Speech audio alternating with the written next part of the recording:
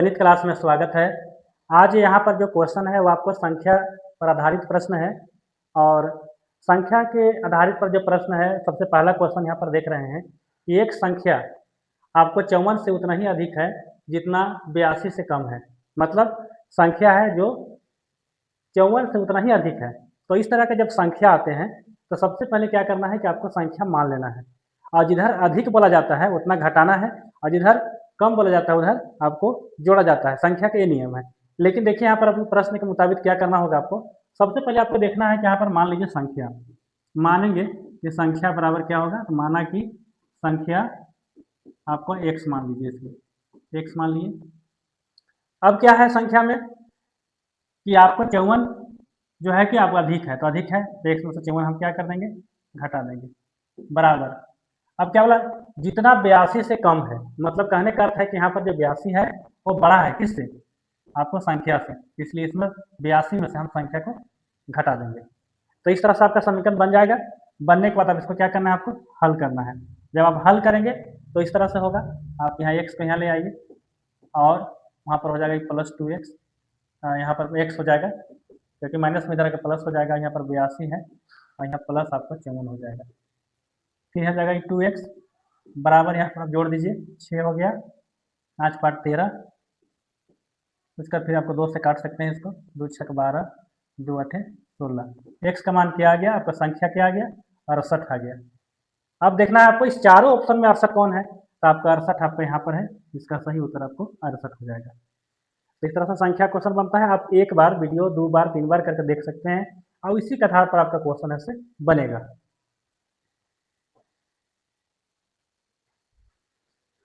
दूसरा क्वेश्चन यहाँ पर देखिए क्या है कि किसी संख्या के 60% में 40 जोड़ने पर संख्या का 80% प्राप्त होता है। मतलब कहने का अर्थ है किसी संख्या में आपको 60% में 40 जोड़ने पर, तो सबसे पहले आप संख्या मान लीजिए x हो गया, आपको नंबर क्या हो गया, संख्या x हो गया।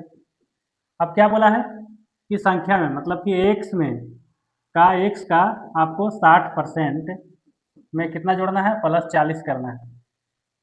संख्या कितना प्राप्त होता है, संख्या का 80%, x का 80%। बस समीकरण बन गया। अब इसका कैलकुलेशन करके हल कर सकते हैं। क्या करना है, यहाँ पर x हो गया, का मतलब गुना 60/100 होता है, प्लस आपका यहाँ पर 40 है। उसके बाद यहाँ भी आप हल कर सकते हैं, 80 बटा आपका ऐसे 100 हो जाएगा। अब देखिए यहाँ इसको काट दीजिए इसे। अब क्या हो जाएगा, ये 10 से कम 10 यहाँ पर हो जाएगा, आपको गुना है, इसको आओ काटिए, 3 हो गया, यहाँ हो जाएगा 5। मतलब कहने का अर्थ है कि 3x/5 + 40 बराबर आपको हो गया, 4 से काटे 4 दूनी 8, 4 से नहीं कटेगा, 2 से कटेगा, 2 चौका 8 और यहाँ पर 2 × 5 = 10, अर्थात हो गया आपको 4x/5। अब क्या करना है कि आपको 40 को आप यहीं छोड़ दीजिए और ये जो है 4x/5 ही रहेगा, बराबर उधर है, इसको आप भेज देना है उधर, तो माइनस में हो जाएगा, ये 3x/5 हो जाएगा। अब क्या करना है आपको, 4 हो गया, ये 40 हो गया। अब देखिए दोनों का हर सेम है तो 5 लिखा जाएगा, 4 में से 3 घट जाएगा। जब हर समान रहता है, जब हर बराबर रहता है तो डायरेक्ट आप वहाँ जोड़ रहेगा तो जोड़ देना है, घटाव रहेगा तो घटा देना है, तो ये हो जाएगा आपका x। क्रॉस मल्टीप्लाई कीजिएगा तो ये हो जाएगा, ये x से कम x हो जाएगा और ये 40 बचे आपको 200 हो जाएगा। तो अब देखना है आपको इसमें देखिए कि 200 कौन सा ऑप्शन है, तो आपका ये ऑप्शन ये वाला है 200। तो इस तरह से ऐसे क्वेश्चन ऐसे बनता है और इसको जब आप 2 बार देख लेंगे तो क्लियर हो जाएगा। मेन आपका समीकरण बनाना है, यहाँ समझना है जितना है, और संख्या जो इक्वल हो रहा है इसके बराबर, वो संख्या का 80%, बस आपका समीकरण बन गया। यहाँ पर आप समय आपके पास नहीं है, लेकिन बनाने का नियम यही है कि आप इसमें याद देना है आपको। अगला क्वेश्चन तीसरा है, एक संख्या के 3/4 का 2/5 यदि 204 हो तो संख्या क्या होगा। ऑप्शन भी आपके पास है, आपको 4 ऑप्शन दिया हुआ है। तो ऑप्शन के पहले आप क्वेश्चन को हल करेंगे तभी जाकर के आपका ऐसे क्वेश्चन हल होगा, क्योंकि गणित एक ऐसा सब्जेक्ट है जो जब तक आप उसको हल नहीं करते हैं तब तक आपका सही उत्तर नहीं आएगा। तो क्या है, एक संख्या 3/4 का, क्या बोला है 3/4, मतलब संख्या मतलब कि आपका जब x मान लिए तो संख्या के 3/4 का मतलब हुआ 3/4 का मतलब यहाँ गुना होता है 2/5 बराबर कितना है 204 है। यहाँ तक आप समझ गए होंगे। जैसे जैसे बोला है एक संख्या का 3/4 हो गया का 2/5 बराबर 204 है। अब इसको यहाँ से देखिए, यहाँ पर 2 एकम 2 आपका 2 दूनी 4 हो गया। ये हो गया आपको 3x बटा 5 दूनी 10 बराबर आपका हो गया 204। अब देखिए सिंगल जब हो गुना में होता है तो यहाँ से भी काट सकते हैं इसको। आपको 3 छक 18 और फिर उसका फिर आप 3 से काटेंगे तो यहाँ पर 2 24 हो गया, 3 या 24 मतलब फिर क्रॉस मल्टीप्लाई कीजिए तो 1 से कम x हो गया और यहाँ से आप गुना कीजिएगा तो आपको हो जाएगा 680 आ जाएगा। तो इस तरह से आपका 680 कौन है, तो 680 आपका ये वाला क्वेश्चन है, आपका उत्तर ये वाला होगा। तो इस तरह से संख्या क्वेश्चन बनता है, एक बार 2 बार 3 बार आप रिपीट करेंगे तो क्वेश्चन स्वाभाविक सा है कि आपको आ जाएगा। इस तरह से आप किताब में और हैबिट करेंगे तो क्लियर हो जाएगा। देखिए अब इस क्वेश्चन में देखिए इस तरह थोड़ा सा क्वेश्चन लंबा है, लेकिन इस तरह से क्वेश्चन का मतलब परीक्षा में से आता है। अब देखिए किसी भिन्न के अंश और हर में प्रत्येक में एक जोड़ने पर, सपोज आप भिन्न मान लेते हैं, भिन्न आप ऐसे x/y मान लीजिए। अब इसमें क्या बोला है कि प्रत्येक में एक जोड़ने पर, यहाँ पर मैंने अंश और हर दोनों में क्या करना है, एक जोड़ देना है। एक यहाँ भी जोड़ दिए और एक यहाँ भी जोड़ दिए। जोड़ने पर आपको क्या होता है 2/3 प्राप्त होता है। इस तरह से जब होगा तो क्वेश्चन का हल कीजिए, क्रॉस मल्टीप्लाई हो जाएगा तो 3x + 3 हो जाएगा, इसके साथ गुना करेंगे तो। अब इसके साथ होगा तो आपको 2y + 2 हो जाएगा।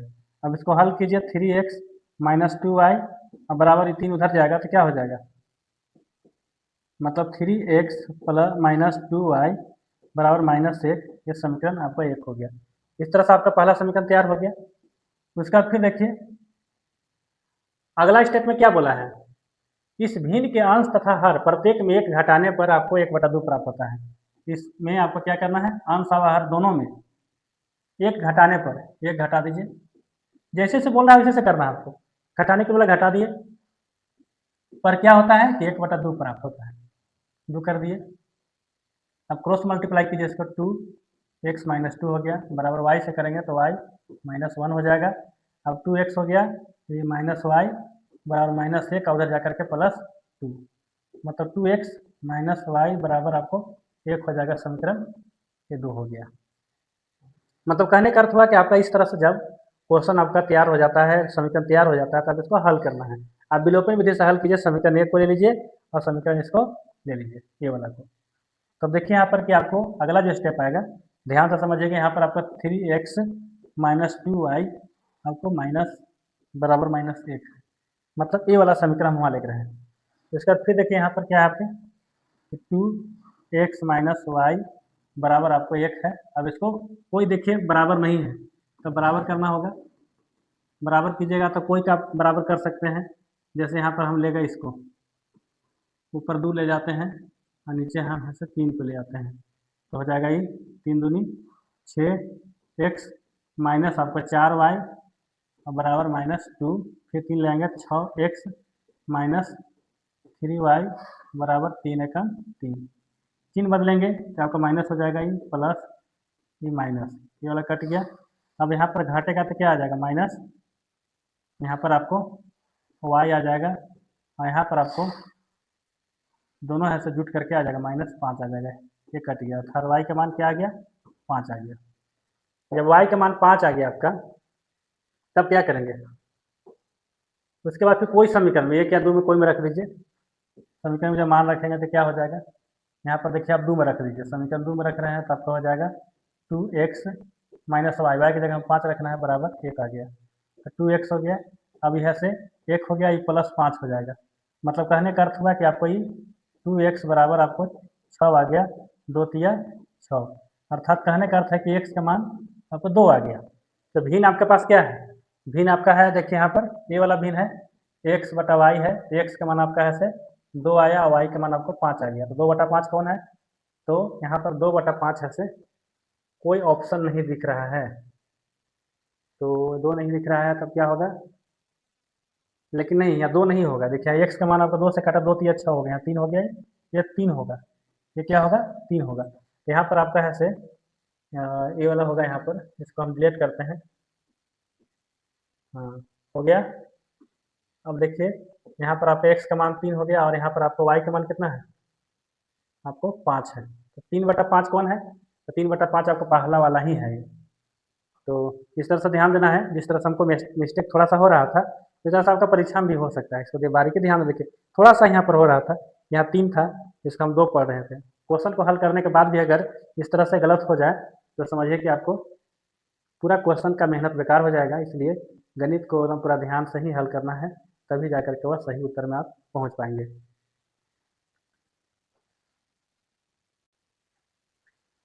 एक क्वेश्चन यहाँ पर और है, किसी भिन्न के अंश में 25% वृद्धि करने और हर में 20% कमी करने पर भिन्न आपको 5/8 हो जाता है। यहाँ पर क्वेश्चन को आप समझ गए होंगे एक ही बार में।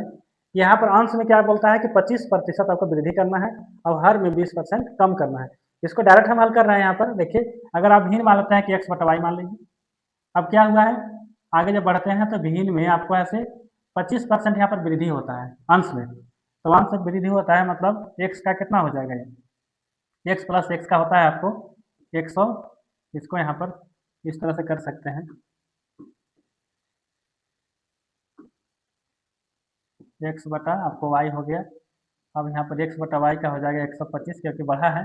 x प्लस x का 25% मतलब इतना आएगा। और फिर यहाँ पर कमी हो रहा है, तो यहाँ पर कमी हो जाएगा, मैंने 20% कम है मतलब 80 हो जाएगा, 80।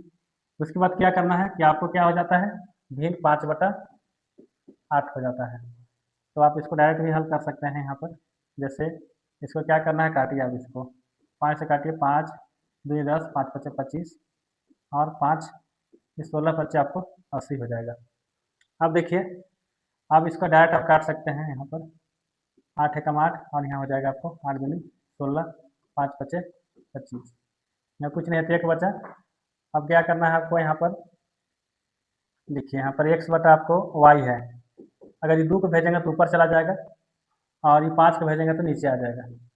मतलब आपको यही भिन्न है आपका x/y और इसका वैल्यू कितना निकल रहा है, 2/5 निकल रहा है। तब देखिए इसमें से कि 2/5 कौन है, तो आपको 2/5 आपको यहाँ पर 2 को दिया हुआ है। देखिए यहाँ पर मिसप्रिंट है, लेकिन इसके अनुसार ये दोनों सही है, लेकिन इसमें एक कोई मान लीजिए कि नहीं है। तो इस तरह से जब क्वेश्चन रहता है तो इसी तरह से बनाना है। अगर मेरी वीडियो अच्छा लगा तो आप जरूर लाइक करेंगे और शेयर जरूर करेंगे। और जो व्यक्ति पलामू फोर्थ ग्रेड बहाली की तैयारी कर रहे हैं वो इस क्लास में अवश्य जुड़े और एक सीट आप पक्का करें, क्योंकि आपको बहुत जल्द वैकेंसी निकल कर फिर से फॉर्म भराएगा और एग्जाम के आधार पर फिर से बहाली होगी। धन्यवाद।